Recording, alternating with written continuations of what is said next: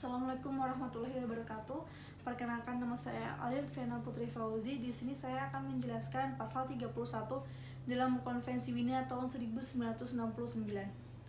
Nah, Konvensi Wina tahun 1969 adalah sebuah perjanjian internasional yang berisi tentang perjanjian hukum antar negara.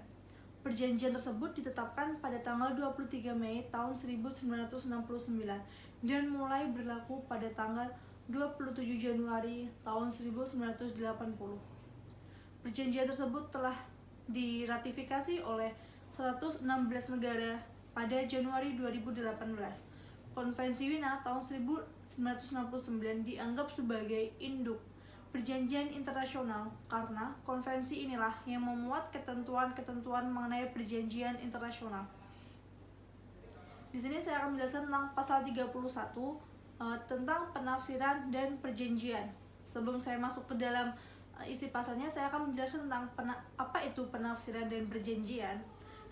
Penafsiran adalah upaya untuk menjelaskan arti sesuatu yang kurang jelas. Bisa juga diartikan sebagai proses, cara, ataupun perbuatan menafsirkan. Sedangkan perjanjian adalah persetujuan tertulis maupun lisan dan masing-masing yang dibuat oleh dua pihak atau lebih dan masing-masing bersepakat akan menaati apa yang ada dalam persetujuan tersebut. Masuk ke dalam pasal 31 Konvensi Wina 1969, pada ayat 1 menjelaskan bahwa suatu perjanjian harus ditafsirkan dengan itikat yang baik. Itikat baik sesuai dengan arti biasa untuk diberikan kepada syarat-syarat perjanjian dalam konteksnya dan dalam terang dari objek dan tujuan. Syarat-syarat yang disebut syarat-syarat di dalamnya itu syarat-syarat perjanjian internasional ada adanya beberapa negara yang tergabung dalam sebuah organisasi. Yang kedua, mau, setuju, dan bersedia dalam membuat sebuah jaringan atau ikatan hukum tertentu. Yang ketiga, bisa melakukan mufakat dan sepakat dalam membuat sebuah perjanjian. Yang keempat, mau dan bersedia dalam menanggung beragam akibat maupun segala masalah hukum yang kemungkinan terjadi nantinya bila kesepakatan ini terjadi. Ayat kedua menjelaskan tentang konteks untuk tujuan penafsiran perjanjian. Ada teks termasuk dalam mukadimah dan lampiran.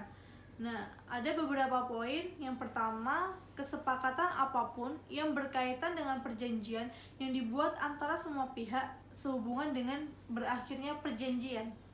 Yang kedua, setiap instrumen yang dibuat oleh salah satu pihak atau lebih sehubungan dengan kesimpulan dari perjanjian dan diterima oleh pihak lain sebagai instrumen yang terkait dengan perjanjian. Ayat ketiga menjelaskan perhitungan dengan konteks. Jadi akan ada diperhitungkan bersamaan dengan konteks. Ada beberapa poin. Poin pertama yaitu kesepakatan berikutnya di antara para pihak mengenai perjanjian penafsiran atau penerapan ketentuan-ketentuannya. Yang kedua, praktek berikutnya dalam penerapan perjanjian yang menetapkan kesepakatan para pihak terkait dengan penafsiran. Yang ketiga, semua peraturan terkait dari hukum internasional yang berlaku dalam hubungan antara para pihak. Nah, dan ini adalah ayat yang terakhir, ayat keempat. Makna khusus akan diberikan kepada istilah jika ditetapkan bahwa para pihak dimaksudkan, maka khusus akan diberikan kepada istilah para jika ditetapkan bahwa pihak yang dimaksudkan.